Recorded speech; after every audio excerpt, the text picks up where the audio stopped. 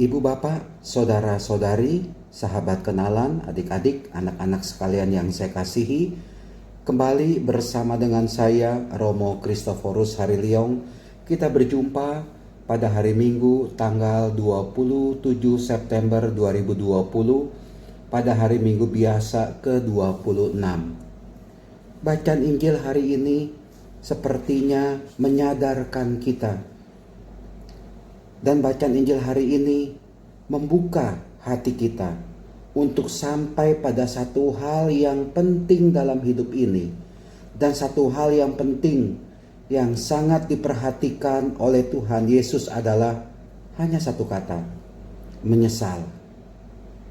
Bapak Ibu, saudara-saudari terkasih, bacaan Injil bagi kita yang mendengar adalah ajakan untuk mau bertobat, menyesal, berbalik kepada Allah, kembali berbalik pada Tuhan Yesus.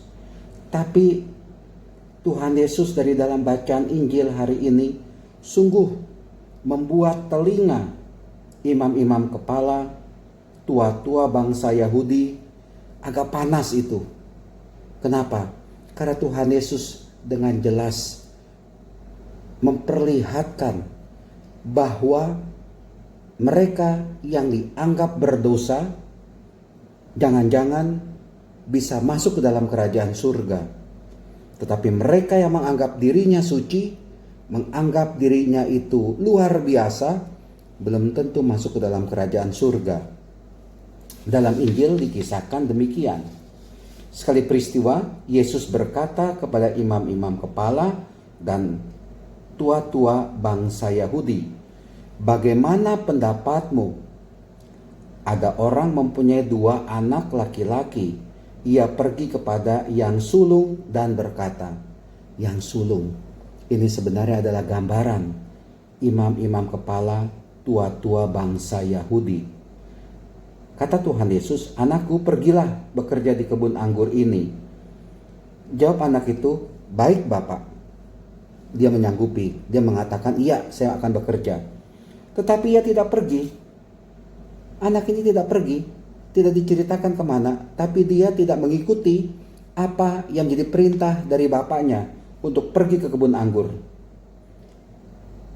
Lalu orang itu pergi kepada anak yang kedua. Kita bisa melihat anak yang kedua ini sebenarnya gambaran siapa. Dan berkata demikian juga kepada anak yang kedua itu, supaya anak itu juga pergi ke kebun anggur. Anak itu awalnya mengatakan tidak mau. Dia tidak mau ke kebun anggur, bekerja di kebun anggur. Tetapi kemudian ada kalimat yang penting yang ditulis oleh Matius dalam Matius bab 21 ayat 28 sampai dengan 32. Kemudian ia menyesal.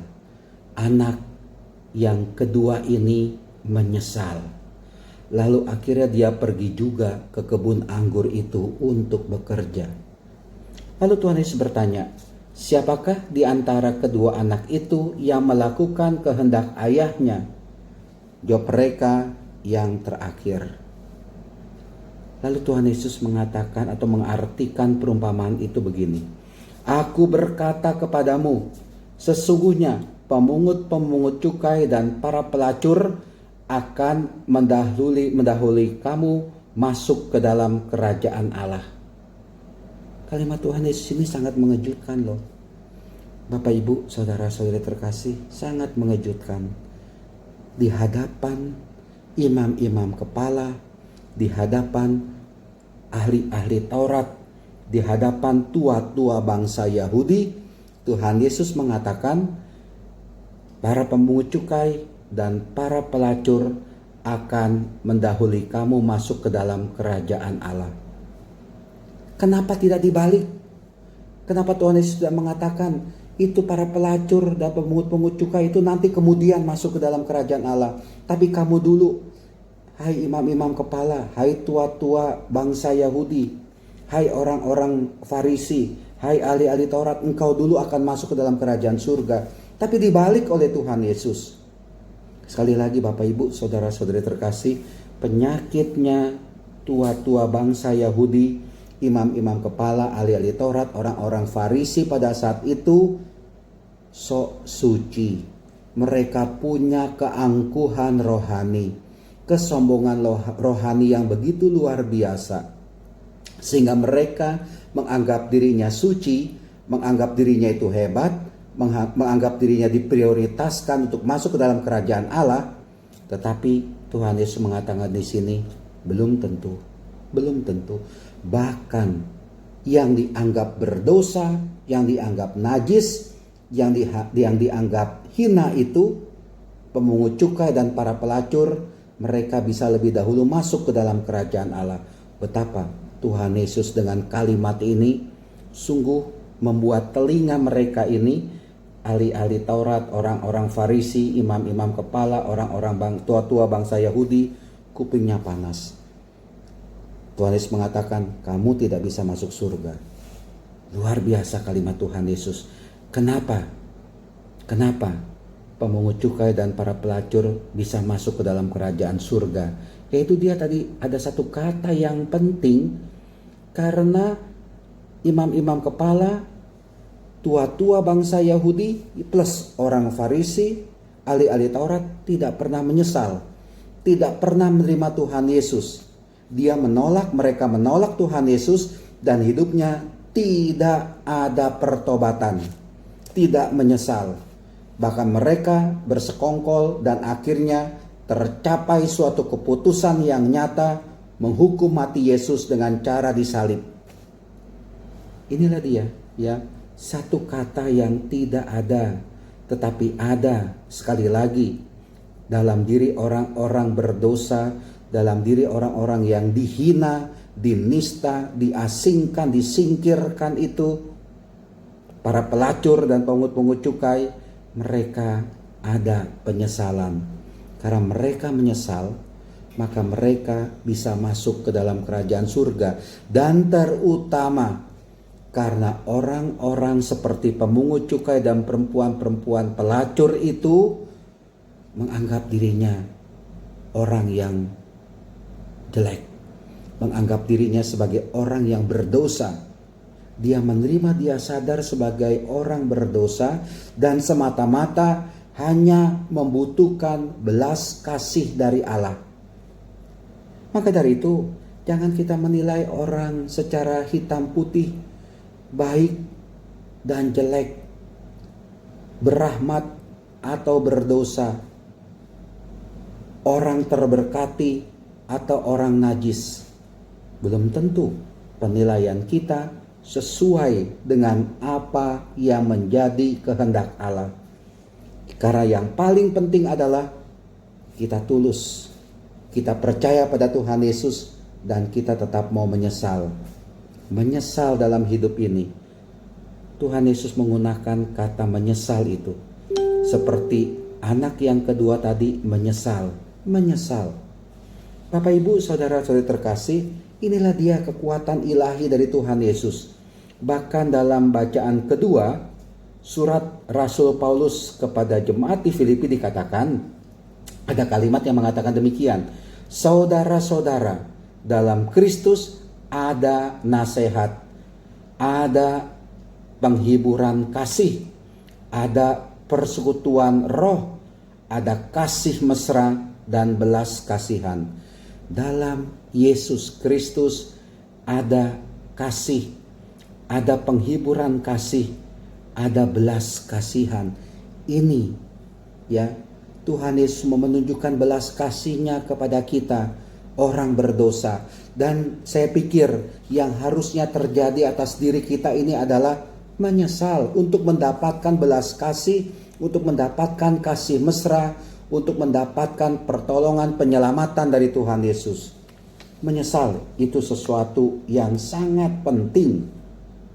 Bapak Ibu, saudara-saudari yang terkasih, juga kita bisa melihat ya dari bacaan pertama nubuat Yehezkiel. Sebaliknya, kalau orang fasik bertobat dari kefasikannya yang dilakukannya dan ia melakukan keadilan serta kebenaran, ia akan menyelamatkan nyawanya. ia insaf dan bertobat dari segala durhaka yang dibuatnya. Kita tidak usah memperhitungkan melihat sebetapa besar dosa kita. Bukan berarti saya mengatakan mari kita berbuat dosa, terus berbuat dosa, banyak berbuat dosa, silakan kita berbuat dosa terus. Bukan itu maksudnya, bukan. Tetapi kita sadar, kita sebagai manusia tidak pernah luput dari dosa. Tetapi berhadapan dengan dosa yang saya buat, yang kita lakukan, yang kita butuhkan, yang saya butuhkan adalah pertobatan. Kita harus menyesal atas segala kesalahan kita, atas segala dosa kita, dan kemudian kita berbalik kepada Tuhan, kita berbalik kepada Allah. Menyesal membuahkan rahmat penebusan bagi kita. Menyesal membuahkan kasih dari Tuhan. Menyesal membuahkan pengampunan yang begitu agung dari Tuhan Yesus. Maka dari itu Bapak Ibu Saudara-saudara kasih, mari kita kembali kepada Allah, kembali kepada Tuhan Yesus. Yang tadinya kita sering berbuat dosa, kita sering berbuat salah, kita sering berbuat keliru, mungkin di rumah, di keluarga Anda, menyesalah. Anda selama ini belum bisa mencintai istri Anda, belum bisa mencintai suami Anda, menyesalah. Berbaliklah, cintailah istri Anda, cintailah suami Anda, cintailah keluarga Anda. Kembali dalam ikatan cinta kasih dalam keluarga. Menyesalah mumpung ada waktu. Jangan sampai semuanya jadi hancur. Berpisah atau bercerai atau apa? Sehingga rumah tangga tidak lagi bisa bersatu. Mumpung masih ada waktu. Menyesalah, bertobatlah, mohon kekuatan, mohon bimbingan, mohon kasih dari Tuhan. Yang penting adalah kita masih mampu untuk mengubah diri kita ke arah yang lebih baik lagi, yang berkenan di hadapan Tuhan. Sekali lagi Bapak Ibu, Saudara-saudara kasih, yang sudah lama ya sudah. Kita timbun, kita kubur itu segala kesalahan, segala kenangan akan dosa kita, kekeliruan kita. Tapi yang penting mari kita hidup dalam kebenaran, dalam kebaikan, dalam kasih. Wujudkanlah kebaikan, kasih dalam kehidupan Anda. Tuhan memberkati kita semua. Amin.